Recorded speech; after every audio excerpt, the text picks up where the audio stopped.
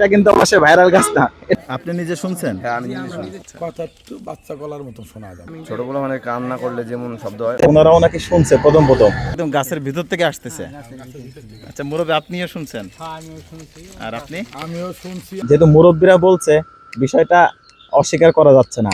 এখন আওয়াজ শুনতে পারিনি, খালি খালি আমার টাকা নষ্ট হয়েছে। ওয়ালাইকুম আসসালাম উত্তর দেয় স্পষ্ট। আর আমাদের কাছে মনে হয়েছে ভুয়া।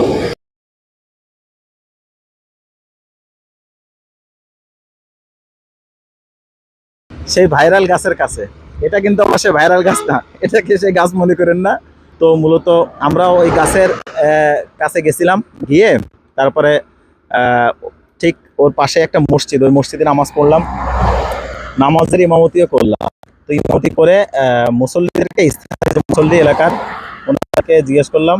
তো ওনারা মুরব্বী সবাই বলতেছে ওনারাও নাকি শুনছে প্রথম।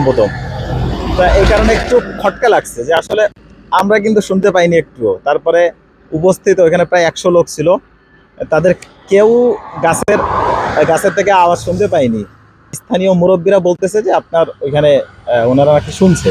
যেহেতু মুরব্বীরা বলছে, বিষয়টা অস্বীকার করা যাচ্ছে না। আর যদি কোনো বাচ্চা পোলাপান বলতো তাহলে একটা ছোট বাচ্চা বলছে, বাকি যেহেতু মুরব্বীরা বলতেছে, সেই ক্ষেত্রে বিষয়টা ভাববার বিষয়।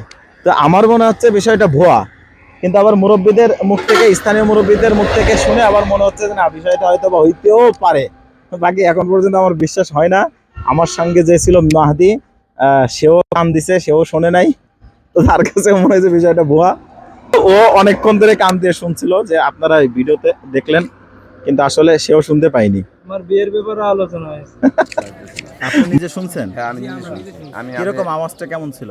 সে মানে ছোট পোলা মানে যেমন কথা বলে, ছোট পোলা মানে কান্না করলে যেমন শব্দ হয় অমন। ও মানে খালি উয়া শব্দ, কোনো স্পষ্ট কোনো আওয়াজ না। স্পষ্ট কোনো আওয়াজ শোনা যায় না। আপনি কি স্থানীয় এখানকার? আমাদের বাড়ি হলো রাগবি। আর আপনি শুনছেন? আপনি কোথা থেকে আসছেন? আমি পাকিস্তানের থেকে আফগানিস্তান। তুমি আওয়াজ শুনছো?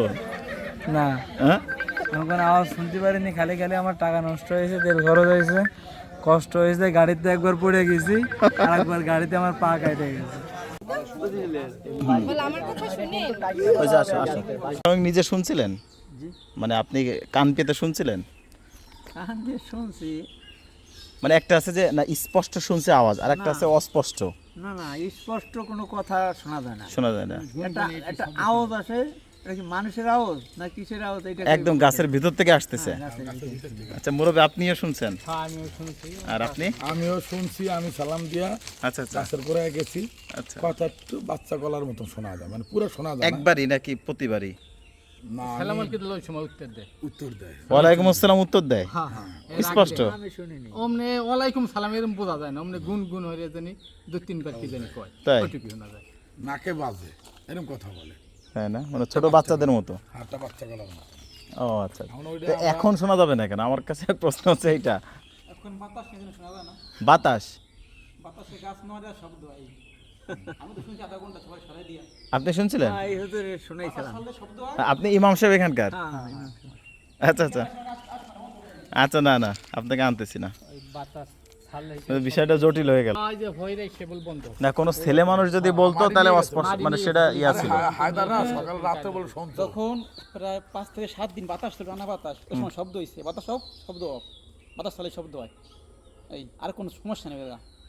আপনারা স্থানীয় মুরব্বীরা বলতেছেন, তাহলে তো বিষয়টা ভাবার বিষয়। এই প্রথম একটা বাবার বিষয় হইছিল। এই পর্যন্ত জটালে এক হয়ে যায়, সে পলিটিন হয়ে মাটি মুটি নিয়েছে কি জানি পল্ল ঠল্ল বলে ওখানে মাসে কইছে। আপনি তো নিতে শুনছেন না ভাই কান পাতে? না না, কোন আওয়াজ হয় না, মানে বাতাস ছাড়া যখন যাবেন শব্দ দিছে। সম্পূর্ণ ভুয়া ভালো। একেবারে গুজব।